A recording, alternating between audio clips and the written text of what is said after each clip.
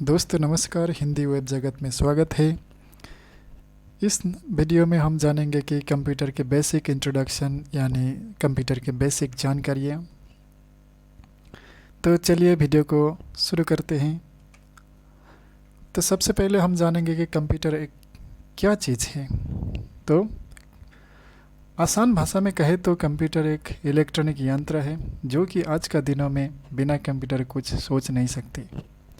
आज हम हर कामों को करने के लिए कंप्यूटर की सहारा लेते हैं।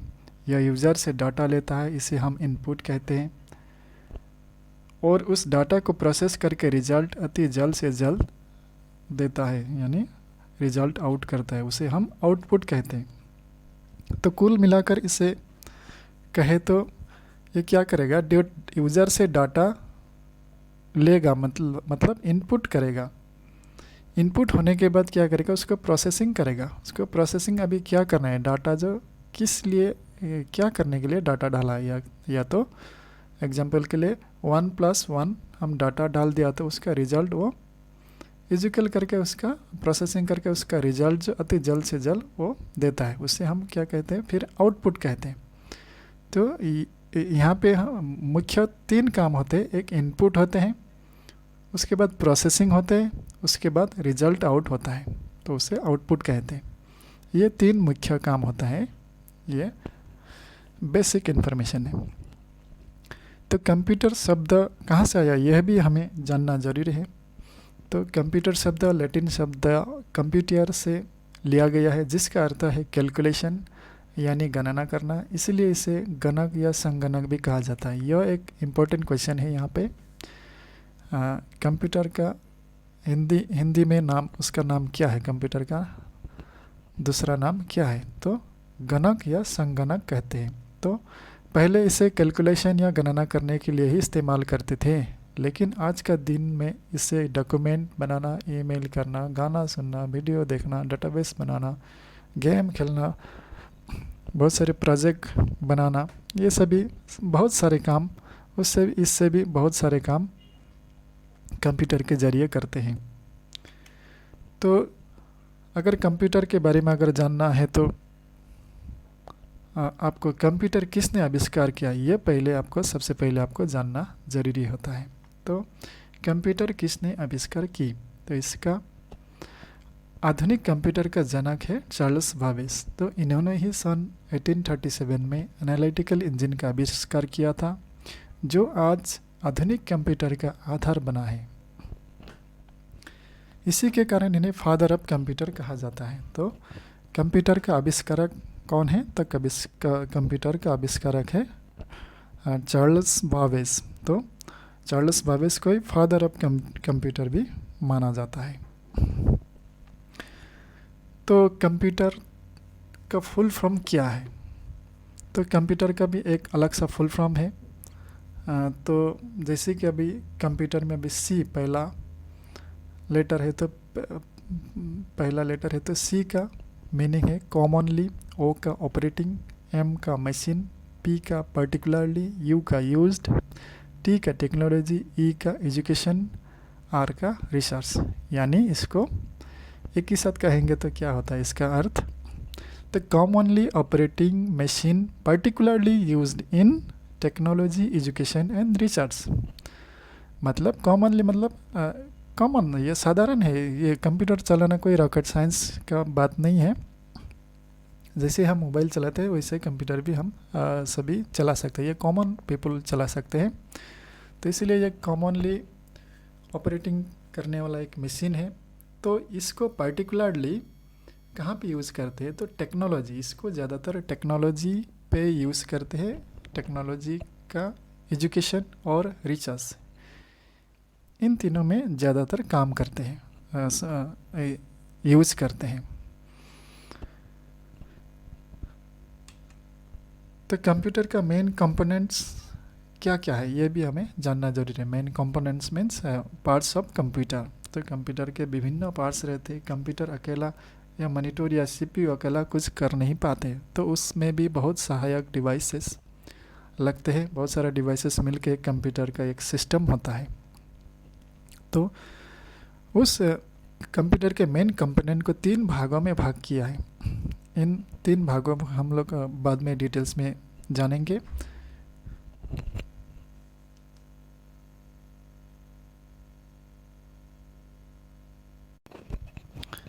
तो नंबर 1 में इनपुट डिवाइस, नंबर 2 में आउटपुट डिवाइस, नंबर 3 में प्रोसेसिंग डिवाइस। इन तीनों के बारे में हम डिटेल्स में जानेंगे। तो चलिए आगे बढ़ते हैं।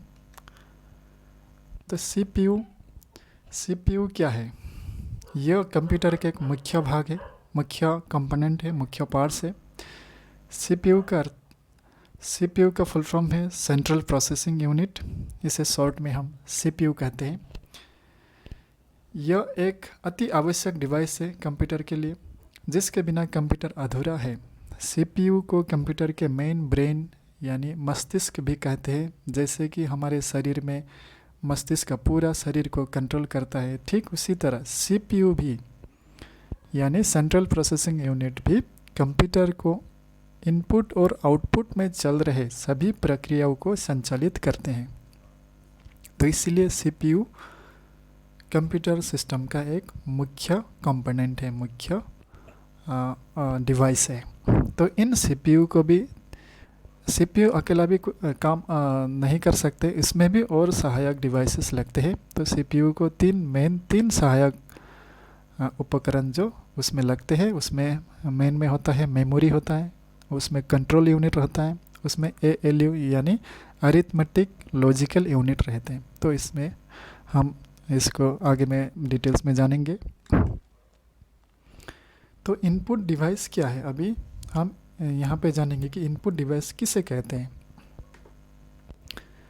कंप्यूटर के कुछ इनपुट डिवाइस होते हैं जिसको कि हार्डवेयर भी कहते हैं। तो कंप्यूटर इनपुट डिवाइस जो क्या है, हार्डवेयर है वो, जिसके द्वारा रॉ डाटा को प्रोसेसिंग करने के लिए ज़रूरत होते हैं, है ना। तो रॉ डाटा को, जो डाटा को इनपुट करने के लिए सिस्टम में डिजिटली उसको इनपुट करने के लिए ये जो हार्डवेयर जो यानी इनपुट डिवाइस जो आवश्यक होते हैं उसे इनपुट डिवाइस कहते हैं। जो इनपुट करने के लिए जो भी डिवाइस लगता है उसे इनपुट डिवाइस कहते हैं।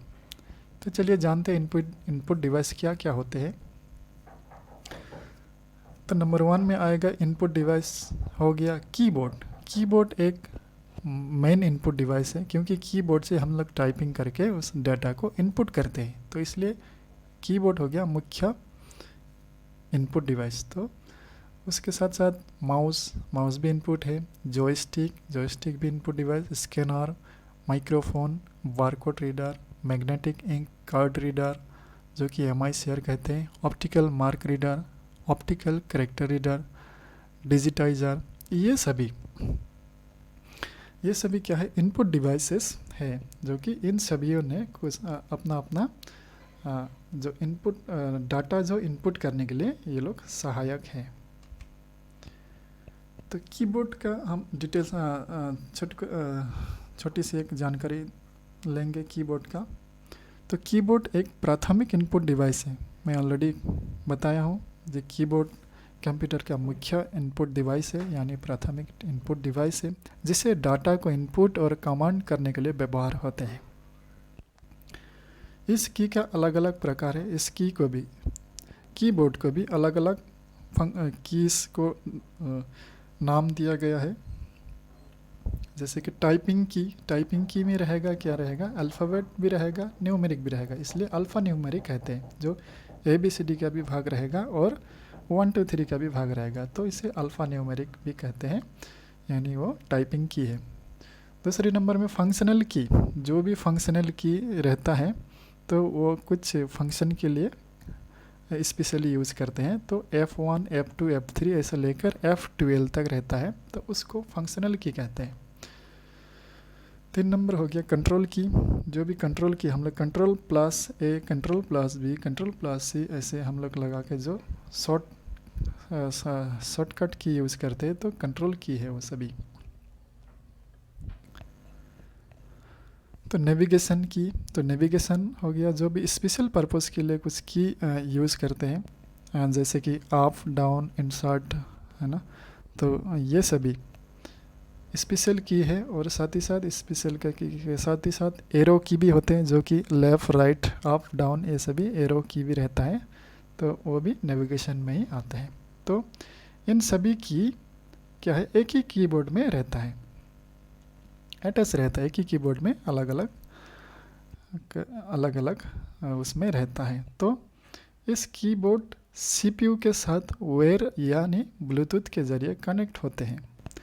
कोई वेयर भी लगा रहता, या तो कोई अभी तो ज़्यादातर ब्लूटूथ वाला भी मिलते हैं कीबोर्ड, ब्लूटूथ के ज़रिए भी कनेक्ट होता है सीपीयू के साथ।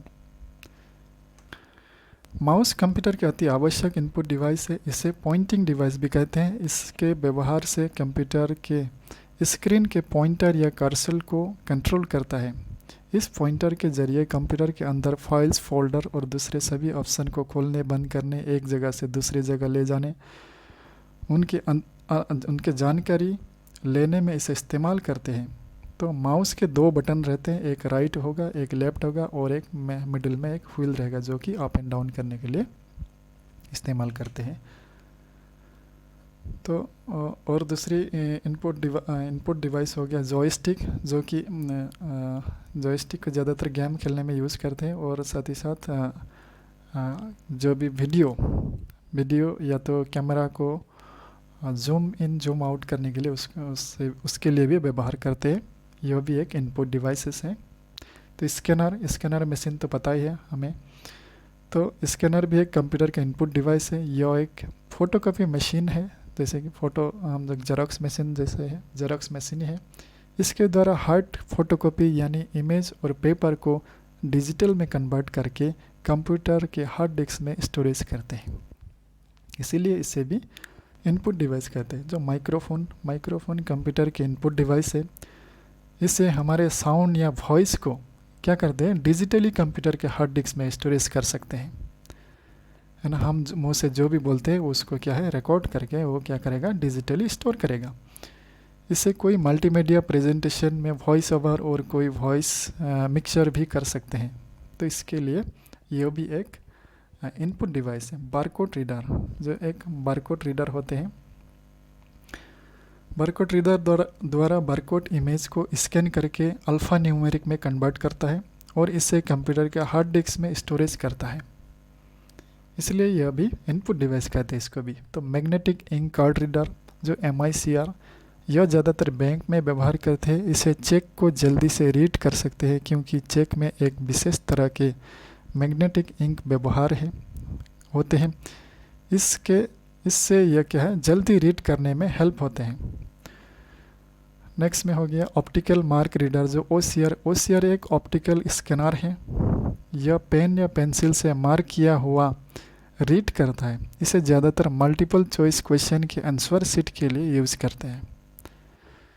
नेक्स्ट है ऑप्टिकल कैरेक्टर रीडर, जो OCR एक प्रकार के स्कैनर है। यह प्रिंटेड टेक्स्ट को ऑप्टिकली रीड करता है और इसे हार्ड डिस्क में स्टोरेज करता है। तो डिजिटाइजर, इससे टैबलेट या ग्राफिक टैबलेट कहते हैं। इसके द्वारा एनालॉग इन्फॉर्मेशन को डिजिटल फॉर्म करते हैं। यह टेलीविज़न या कैमरा का सिग्नल को कन्वर्ट करके डिजिटली नंबर ऑफ सीरीज करके स्टोरेज करते हैं। तो अभी जानेंगे आउटपुट डिवाइस क्या है। कंप्यूटर अकेला कुछ नहीं कर पाता, इसलिए कंप्यूटर के कुछ सहायक डिवाइसेस होते हैं जिसके द्वारा कंप्यूटर के इनपुट डाटा को प्रोसेस करके रिजल्ट आउट करने के लिए व्यवहार किया जाता है। उसे आउटपुट डिवाइस कहते हैं। जैसे कि मॉनिटर एक मेन आउटपुट डिवाइस है। प्रिंटर, स्पीकर, प्रोजेक्टर, हेडफोन, ये सभी क्या है, आउटपुट डिवाइसेस है। मॉनिटर कंप्यूटर के मेन आउटपुट डिवाइस है, जिसके बिना हम कंप्यूटर इमेजिन भी नहीं कर सकते ये। तो साधारण भाषा में इसे विजुअल डिस्प्ले यूनिट यानी VDU भी कहते हैं। यह एक केबल के द्वारा CPU के साथ कनेक्ट रहता है। इसका मुख्य काम है CPU के अंदर चल रहे प्रक्रियाओं यानी प्रोसेस को डिस्प्ले में दिखाना। तो मॉनिटर 3 प्रकार के होते हैं। CRT यानी cathode ray tube monitor, LCD liquid crystal display, LED light emitting diode. Printer भी एक अति आवश्यक आउटपुट डिवाइस है, जिसके द्वारा कंप्यूटर के डिजिटल सूचना को कागज़ पर छपता है, ये कंप्यूटर के सॉफ्ट कॉपी को प्रिंट करके हार्ड कॉपी में परिवर्तित करते हैं। तो मेमोरी या इसे स्टोरेज डिवाइस भी कहते हैं, ये क्या चीज़ है? तो कंप्यूटर के मेमोरी या स्टोरेज डिवाइस बोले तो वो उपकरण है जिसमें कि कंप्यूटर के भीतर जो भी डाटा, इंफॉर्मेशन, कमांड या प्रोग्राम को डिजिटली स्टोर करके रखा जाता है। इस कारण मेमोरी को स्टोरेज डिवाइस भी कहा जाता है। स्टोरेज डिवाइस 3 भागों में भाग किया है। नंबर 1 प्राइमरी मेमोरी या इसे मेन मेमोरी भी कहते हैं। दूसरा नंबर में सेकेंडरी या ऑक्सिलरी मेमोरी कहते हैं। और तीसरा हो गया कैश मेमोरी। तो जानेंगे प्राइमरी मेमोरी के बारे में। यह कंप्यूटर के मुख्य या मेन मेमोरी कहते हैं। इसमें स्टोर हुआ डाटा अस्थायी यानी टेम्पोररी होता है। कंप्यूटर को बंद कर दिया तो इरेज्ड हो जाता है यानी डिलीट हो जाता है। इसे इंटरनल मेमोरी भी कहते हैं और यह सीपीयू के अंदर रहता है। इस मेमोरी का स्टोरेज कैपेसिटी कम होता है लेकिन इसका स्पीड ज़्यादा होता है। प्राइमरी मेमोरी भी 2 प्रकार का होता है, राम और रोम। और सेकेंडरी मेमोरी या ऑक्सिलरी मेमोरी कहते हैं। इस मेमोरी को एक्सटर्नल या नॉन वोलेटाइल मेमोरी भी कहते हैं। इसमें स्टोर किया डाटा या इंफॉर्मेशन स्थायी यानी परमानेंट रूप से स्टोर होता है और इसमें अनलिमिटेड स्टोर कर सकते हैं। इसका स्टोरेज कैपेसिटी अपने हिसाब में कम या ज़्यादा कर सकते हैं। इसका स्पीड बहुत कम होता है। उदाहरण के लिए CD, DVD, SD, hard disk, floppy disk, pen drive, Blu ray disc, चुंबकीय टेप, ये सभी किस में आता है? सेकेंडरी मेमोरी में आता है। तो कैश मेमोरी क्या है? अभी कैश मेमोरी कंप्यूटर के सबसे फास्ट यानी तेज़ मेमोरी है। यह बहुत ही हाई स्पीड सेमीकंडक्टर मेमोरी है। कैश मेमोरी सीपीयू को स्पीड अप करने का काम करते हैं। इसका मुख्य काम है प्राइमरी मेमोरी या मेन मेमोरी और सीपीयू के बीच बफर का काम करता है, अर्थात सीपीयू और मेमोरी के बीच इंस्ट्रक्शन, डाटा या इंफॉर्मेशन को अस्थायी रूप से स्टोर करता है ताकि फ्रीक्वेंटली व्यवहार किया डाटा या इंस्ट्रक्शन का जल्दी से फिर से उपयोग की जा सके। तो कंप्यूटर के हार्डवेयर, अभी कंप्यूटर का क्या होता है?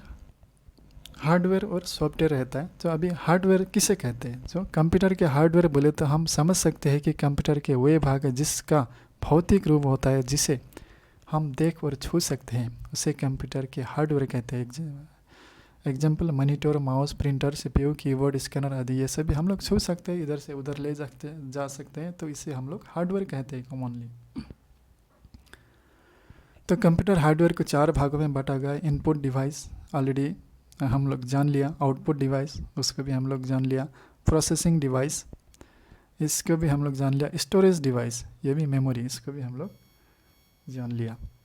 तो ये 4 भागों में इन हार्डवेयर को बांटा गया है।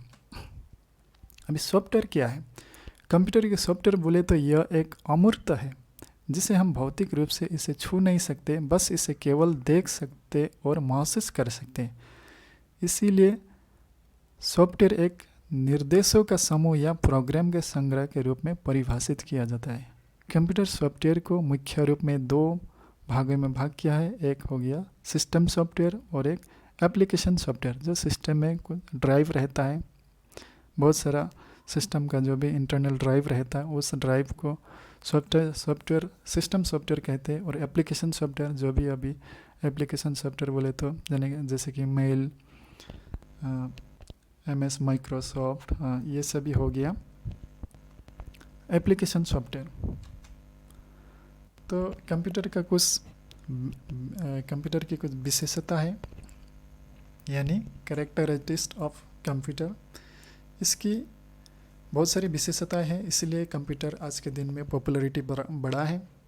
तो इसका मुख्य विशेषता यह है कि इसका हाई स्पीड।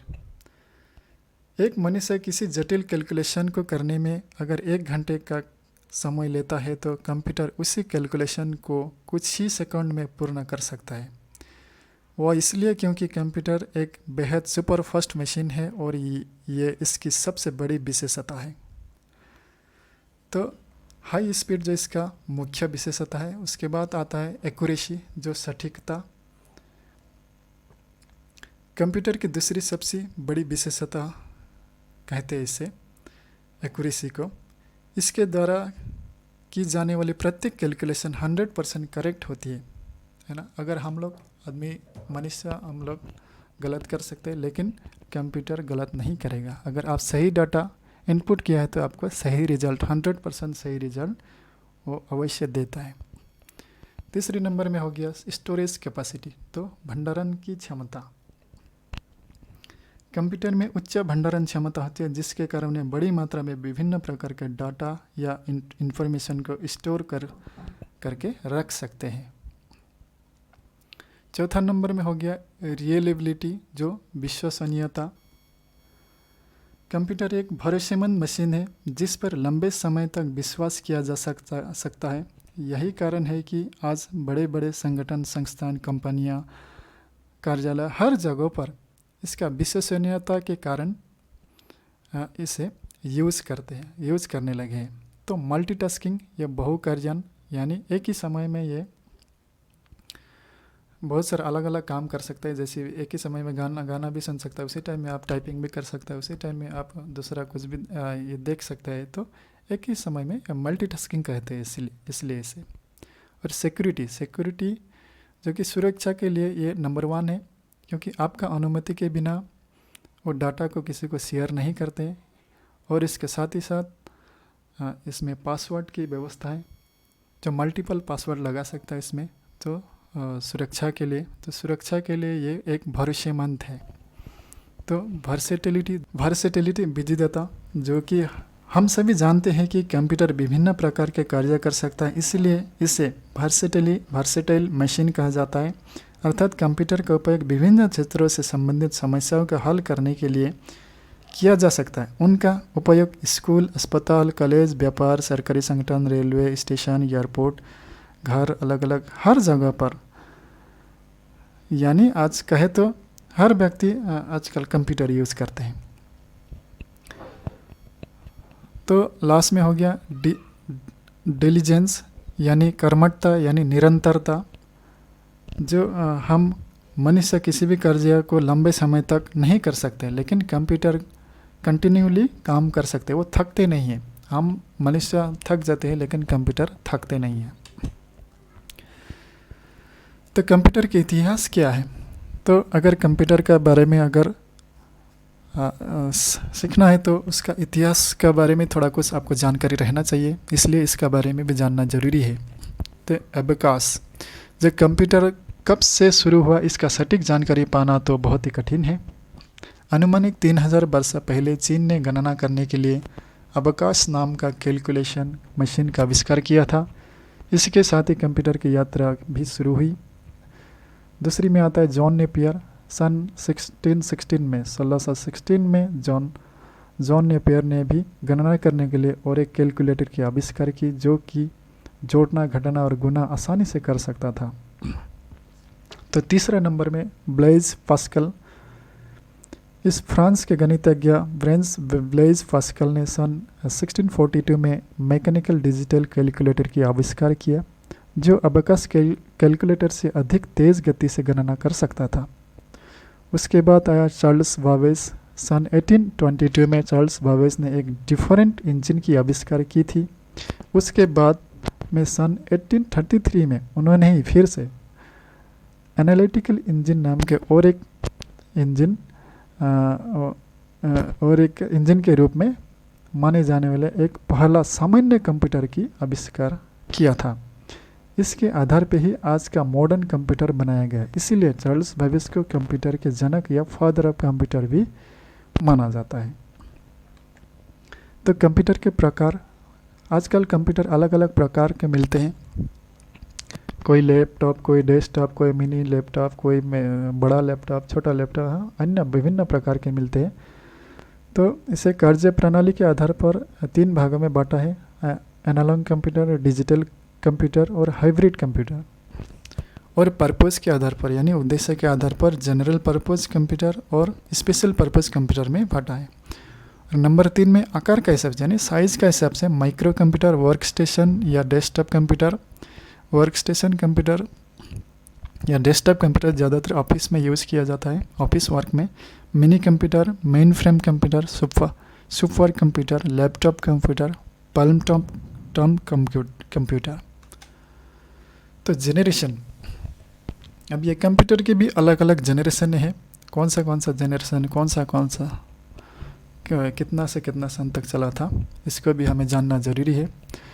कंप्यूटर की प्रथम पीढ़ी यानी प्रथम जेनरेशन, फर्स्ट जेनरेशन 1946 से 1956 तक था। कंप्यूटर के प्रथम पीढ़ी की शुरुआत 1946 से माना जाता है। इस पीढ़ी में वैक्यूम ट्यूब नाम का टेक्नोलॉजी का प्रयोग करके कंप्यूटर के सीमित मेमोरी का उपयोग किया था और इसका आकार बहुत बड़ा था। इन कंप्यूटर में मशीन की भाषा का भी प्रयोग किया गया था। इस कंप्यूटर का स्पीड भी बहुत स्लो था और इसका कीमत भी ज़्यादा होने के कारण आम लोगों तक पहुंच नहीं पाता था। कंप्यूटर की दूसरी पीढ़ी 1956 से 1964 के अंदर को माना जाता है। कंप्यूटर की दूसरी पीढ़ी प्रथम पीढ़ी के वैक्यूम ट्यूब की जगह ट्रांजिस्टर का उपयोग करने लगा। ट्रांजिस्टर 1947 में विलियम शॉकली ने आविष्कार किया था। इस पीढ़ी में प्रथम पीढ़ी से आकार में कम हुआ और बिजली कम लगने लगा। कंप्यूटर की तृतीय जो थर्ड जेनरेशन जो 1965 से 1971 तक का माना जाता है। कंप्यूटर के इन थर्ड जेनरेशन में डाटा इनपुट के लिए कीबोर्ड और आउटपुट के लिए मॉनिटर का उपयोग किए जाने लगा। ऑपरेटिंग सिस्टम भी इसी पीढ़ी में उपयोग होने लगा। इस पीढ़ी में ट्रांजिस्टर की जगह आईसी अर्थात इंटीग्रेटेड सर्किट का उपयोग किया गया और पहले से आकार में कम हुआ, स्पीड भी पहले से तेज हुआ। इस पीढ़ी के कंप्यूटर में उच्च स्तरीय भाषा का भी प्रयोग किया जाने लगा। कंप्यूटर की चौथी पीढ़ी यानी फोर्थ जेनरेशन 1971 से 1985। कंप्यूटर की चौथी पीढ़ी में माइक्रो प्रोसेसर से हुई है। इस पीढ़ी में आईसी की अधिक विकसित किया गया, इसलिए इसे विशाल एकीकृत यानी लार्ज इंटीग्रेटेड सर्किट कहा जाता है। इस पीढ़ी के कंप्यूटर अधिक शक्तिशाली, अति तेज और सस्ते हो गए। इसी पीढ़ी ने पर्सनल कंप्यूटर का भी जन्म दिया। कंप्यूटर की पांचवी पीढ़ी 1985 से जो अभी तक का पीढ़ी है वो फिफ्थ जेनरेशन में आता है। 1985 से लेकर आज तक का जो भी कंप्यूटर और भविष्य में आने वाले सभी कंप्यूटर पांचवी पीढ़ी के अंतर्गत आता है। इस पीढ़ी में अधिक शक्तिशाली, उच्च तकनीक और ज़्यादा मेमोरी वाले कंप्यूटर का आविष्कार हुआ है। तो बेसिक कंप्यूटर के इंट्रोडक्शन में यही था। तो बेसिक जानकारियाँ मेन कंप्यूटर का यही है। तो शायद आपको पसंद आया होगा वीडियो। अगर वीडियो को पसंद आया तो लाइक, शेयर और सब्सक्राइब करना भी ना भूलें। Thank you.